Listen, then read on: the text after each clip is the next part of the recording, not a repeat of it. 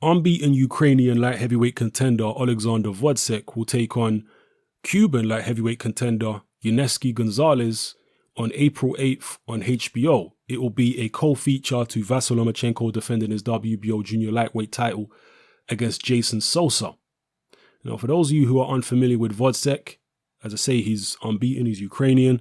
He was a bronze medalist in London 2012 Olympics, a teammate of Vasyl Lomachenko, obviously, and he's coming off a very impressive win in his last fight over Isaac Chilemba. He managed to stop Chilemba. Now remember, Chilemba's fight before that was against Sergey Kovalev, where he went 12 rounds. Gvozdyk handled Chilemba far easier than Sergey Kovalev did.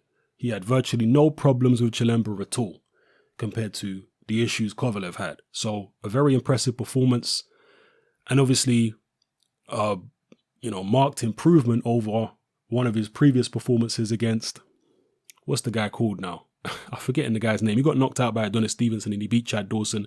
His name escapes me. Is he from the Midwest? The Southpaw guy from America? Can't remember his name. It's escaped me. But he managed to drop Gvozdyk in the first round and hurt him badly. One of you guys will drop his name in the comment section. But anyway, he takes on Yunieski Gonzalez. Now, Gonzalez is, as I say, a Cuban. He is currently 18-2 with 14 KOs. His two losses were a few fights ago. Both of them were in 2015. One of them was to Jean Pascal. That was a unanimous decision loss over 10 rounds, which was controversial. A lot of people actually felt that he beat Jean Pascal. And his next loss came in his fight straight after that, and that was against Vyacheslav Shabrinsky.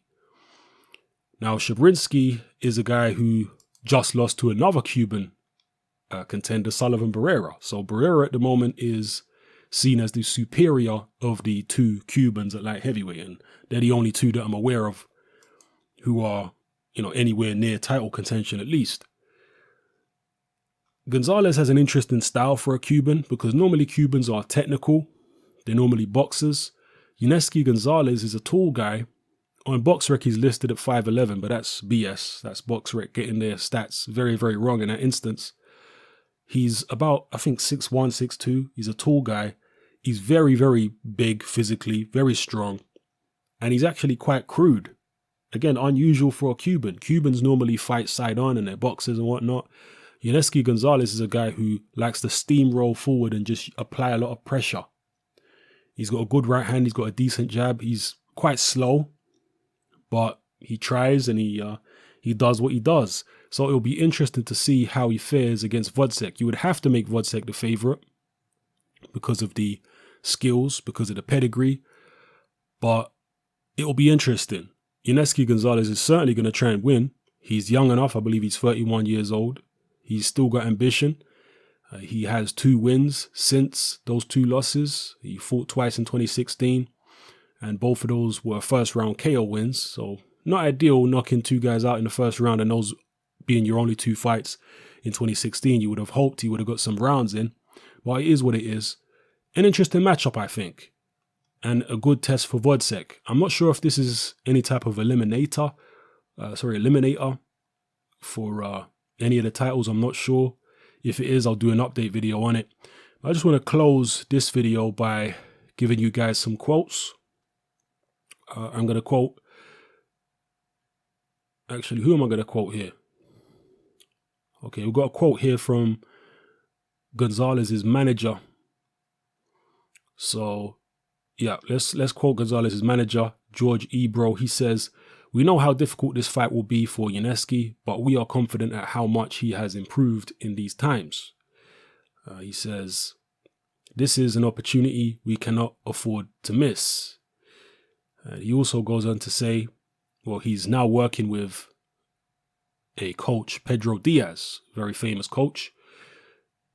And Gonzalez himself goes on to say, "With Pedro, I have changed a lot. And if you have seen my explosiveness in those 2 fights, you will know the strength of my hands, the speed of the combinations. I am ready to face the best in the division." So those are the words of Yunieski Gonzalez talking about working with his new coach, Pedro Diaz. I have to confess, I haven't seen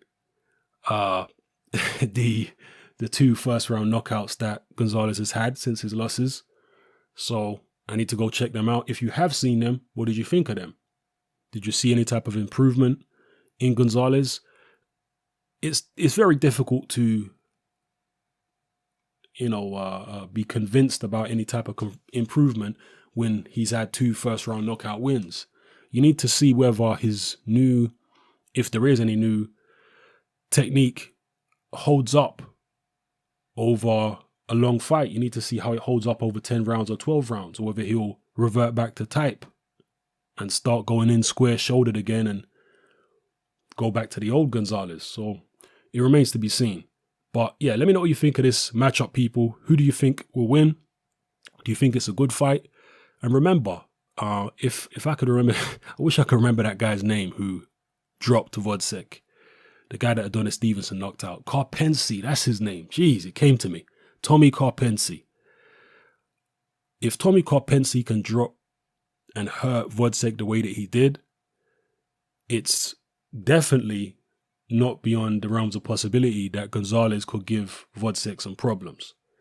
So Gvozdyk, I'm sure he's not going to be going in there complacent like he was against Karpency.